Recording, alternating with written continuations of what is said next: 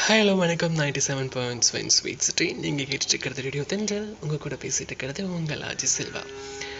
காலங்கள் எத்தனை தான் மாறி போனாலும், நமக்கு வயது கூடிக்கிட்டே போனாலும், 40, 30, 60 எதுவாக வேணாலும் இருக்கட்டுங்க, நம்மளுடைய மாறா நினைவுகள் அப்படிங்கிற ஒரு தருணத்தை நமக்கு கொடுத்தது அப்படின்னா அந்த பள்ளி பருவ வாழ்க்கை அப்படின்னு சொல்லலாம். அதுலேயும் முக்கியமாக இந்த கோடைக்கால விடுமுறை அப்படிங்கிறதெல்லாம் ஒரு வரம் மாதிரி தான் அப்போ இருந்த காலகட்டங்களில். பணத்தினுடைய அருமை அப்படிங்கிற விஷயம் நமக்கு ரொம்பவும் கம்மியான தேவைகளை கொடுத்தது. ஆனால் இப்போ எல்லாமே பணம் அப்படிங்கிறது மாறிடுச்சு. காலங்கள் மாறினாலும் பணங்களுடைய தேவைகள் அதிகமானாலும் நம்மளுடைய நினைவுகள் என்றைக்குமே மாறாமல் இருக்குது அப்படின்னு தான் உண்மையாக சொல்லி ஆகணும். அந்த மாதிரி பள்ளி பருவ வாழ்க்கையில் தான் நம்ம நிறைய விஷயங்கள் நம்மளுடைய ஒவ்வொரு படிகளையும் நம்ம முன்னேறி போகிறதுக்கு, நாம் நிறைய விஷயங்களை கற்றுக்கிறதுக்கு, இந்த மாதிரியான ஒவ்வொரு மூமெண்ட்டுக்குமே இந்த கோடைக்கால விடுமுறை அப்படிங்கிறது ரொம்ப இம்பார்ட்டண்ட்டாக இருந்துச்சு. உறவுகளை வளர்க்குறதுக்குமே இது ரொம்ப இம்பார்ட்டன்ட் தான்.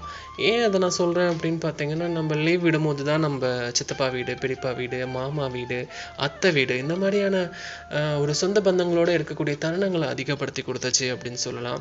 என்னதான் நம்ம பள்ளிக்கூடத்தில் படித்த பாடங்கள் நமக்கு நினைவு இருக்கோ இல்லையோ, ஆனால் அடுத்த வகுப்பு நம்ம போகிறதுக்கு முன்னாடி இடைப்பட்ட காலங்களில் நம்ம முழுசாக என்ஜாய் பண்ணணும் அப்படின்னு சொல்லிட்டு நிறைய பிளான்லாம் பண்ணி வச்சுருப்போம். நான் அந்த மாதிரி டைமில் தான் சைக்கிள் ஓட்ட கற்றுக்கிட்டேன். ஸோ அகைன் தட் நொங்கு வண்டி ஓட்டினது, பனைமரம் ஏறினது, பனை நொங்கு பிச்சு சாப்பிட்டது, ஸோ இந்த மாதிரி நிறைய நினைவுகளை கொடுத்துச்சு. அந்த மாதிரியான நினைவுகள்லாம் இப்போ கிடைக்குமோ அப்படின்னு பார்த்தா கண்டிப்பாக கிடைக்கிறது இல்லை அப்படிங்கிறது தான் உண்மையான விஷயம். இப்போலாம் யாருக்குமே பனைமரம் அப்படின்னாவே தெரியாது. நம்ம நொங்கு வண்டி செஞ்சு ஓட்டியிருக்கோம் அப்படின்னா என்ன அப்படின்னு கேட்குற காலங்கள் தான் இந்த காலங்கள். நினைவுகளோடு வாழ்கிறது அப்படிங்கிறது ஒரு சில நேரங்களில் மனதுக்கு நிம்மதியை கொடுக்கக்கூடிய ஒரு விஷயம் அப்படின்னு கூட சொல்லலாம்.